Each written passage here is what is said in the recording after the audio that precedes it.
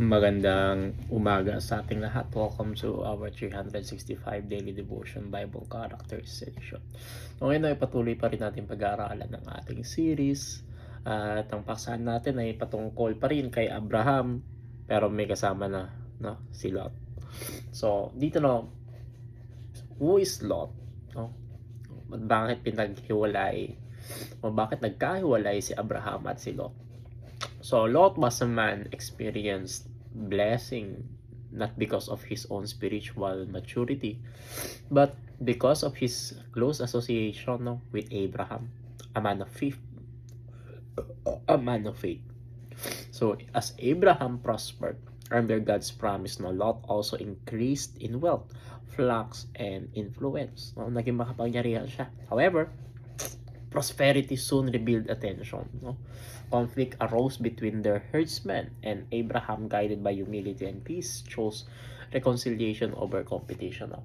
So, kung babasahin natin yung Genesis chapter 13, no? Abraham gave Lot the privilege of choosing first. No? Lot lifted up his eyes and saw the fertile plains of Jordan, well watered and attractive. No? So scripture quietly but clearly adds that the people of Sodom were exceedingly wicked. Lot's choice was based on appearance, not discernment. So he chose what looked fruitful but ignored the spiritual climate. So this moment teaches us that decisions guided by sight alone often lead us to closer to danger. And even when they appear harmless at first, no? So sinabi sa Genesis chapter 13, no, particularly sa 10 to 11, verses 10 to 11. Sabi dito, and Lot lifted up his eyes and beheld all the plain of Jordan, that it was well watered everywhere. Then Lot chose him all the plain of Jordan, and Lot journeyed east, and they separated themselves the one from the other. So dito nagkahiwalay na sila, no? So sabi nga sa katuruan natin, no, what looks good in the eyes is not always good. So Lot's decision was visually appealing but spiritually careless. No, so the land looked green, fertile, and promising, but Scripture already warned that Sodom was filled with wickedness.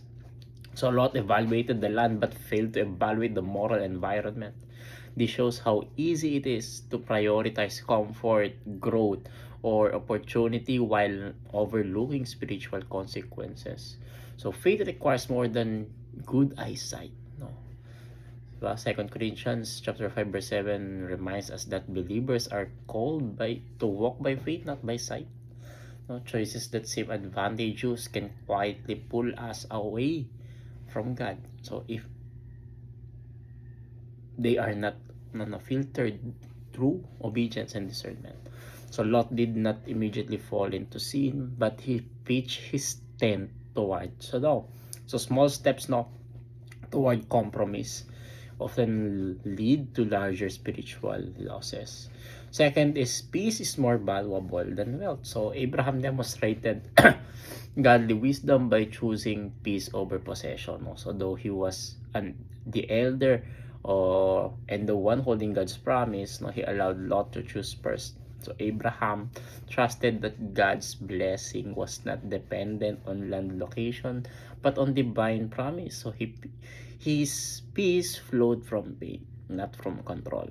Second, no, so Lot, however, chose gain over harmony. No, he gained fertile land but lost relational covering and spiritual protection. So Scripture teaches that peace guards the heart and mind, while wealth without wisdom often brings unrest. So the true prosperity includes peace with God and others, not just material abundance. So third is raising a family in godly culture.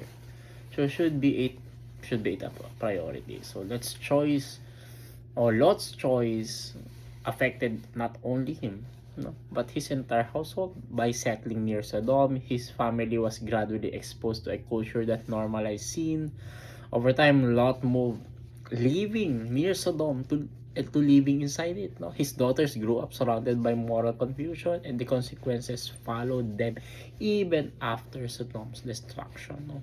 So godly environment matter. No? Psalm chapter 1 teaches that blessing flows from walking in righteous counsel and avoiding ungodly influences.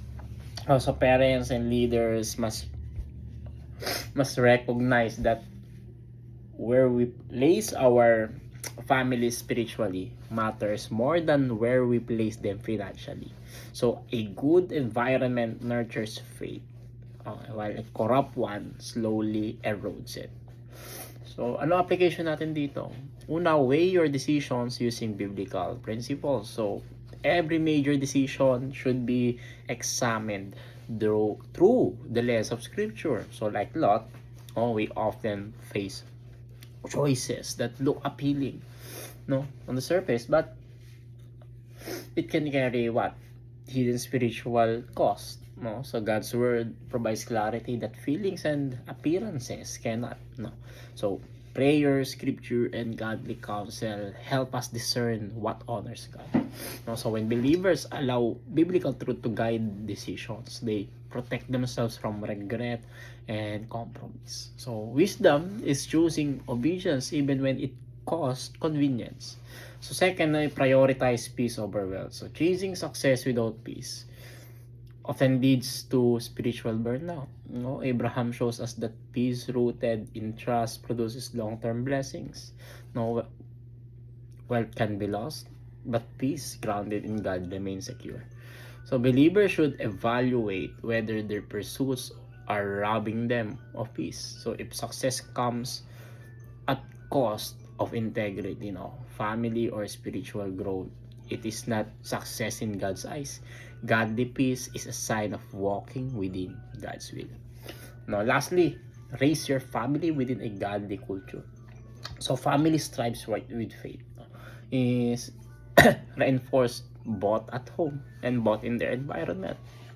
So choosing churches, communities, and influences that honor God help shapes values, character, and spiritual sensitivity. So parents are stewards of their children spiritual formation. So this means intentionally choosing environment that supports prayer, scripture, and obedience. So a godly culture does not happen by accident. It is chosen with wisdom and guarded with diligence. So discussion natin dito, no?